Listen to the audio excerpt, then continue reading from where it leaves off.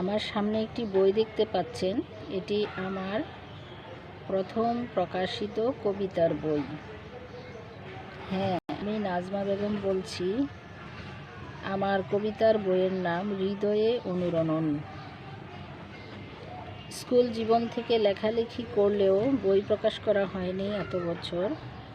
বই প্রকাশের জন্য আমি কোনো চিন্তা করিনি, তবে আমার শুভাকাঙ্ক্ষী পরিচিত জনের উৎসাহের মাধ্যমে আমি একটি প্রথম কবিতার বই বের করতে উৎসাহিত হলাম। অনুপ্রাণিত হয়ে এই কাজটি করেছি। বইটি প্রকাশ করেছে AH প্রকাশনী।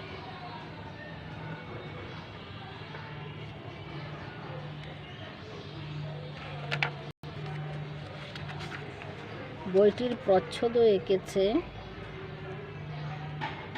একটি অল্প বয়সী টিনএজার মেয়ে। ওর নাম হচ্ছে তাসফিয়া নিশাত জারিন। জারিনেরও এটা প্রথম প্রচ্ছদ।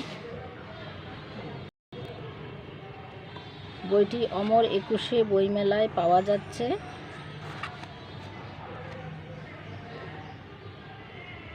বইটির বইমেলা পরিবেশক অন্য আরেকজন হচ্ছে পানগুছি প্রকাশন, ঢাকা। এছাড়া অনলাইন পরিবেশক হচ্ছে www.rokomari.com এবং AH প্রকাশনী।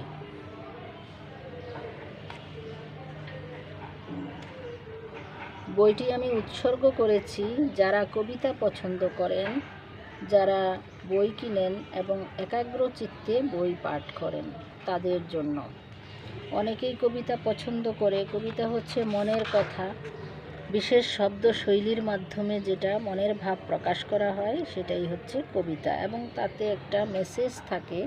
প্রত্যেকটা কবিতাতে একটা ভালো করে মেসেজ আছে, এবং পরিশীলিত ভাষায় বাংলা একাডেমির পরিমিত ভাষা ব্যবহারের মাধ্যমে বাংলা একাডেমির অভিধান অনুসরণ করে লেখা এই কবিতাগুলো আপনাদের নিশ্চয়ই ভালো লাগবে।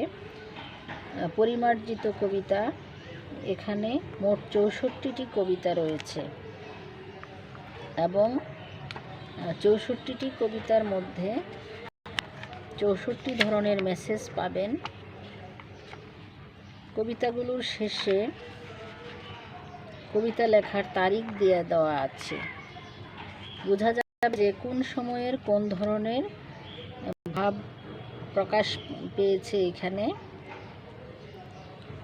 সময় এবং স্থান অনুযায়ী স্পেস অ্যান্ড টাইম ডিফারেন্সের মাধ্যমে এবং ঘটনার ধারাবাহিকতার মাধ্যমে মানুষের কথা অভিব্যক্তি পরিবর্তন হয়। এই জন্য এখানে কবিতাগুলো পড়লে বোঝা যাবে যে কোন সময়ে কোন চিন্তা নিয়ে কবিতাগুলো লেখা হয়েছে।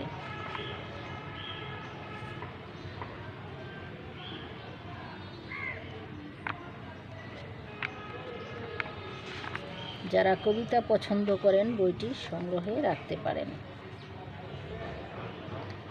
হৃদয়ে অনুরণন, নাজমা বেগম, AH প্রকাশনী। সবাই ভালো থাকুন, বইয়ের সাথে থাকুন, বইকে সঙ্গী করে রাখুন। বই পড়া একটি ভালো কাজ।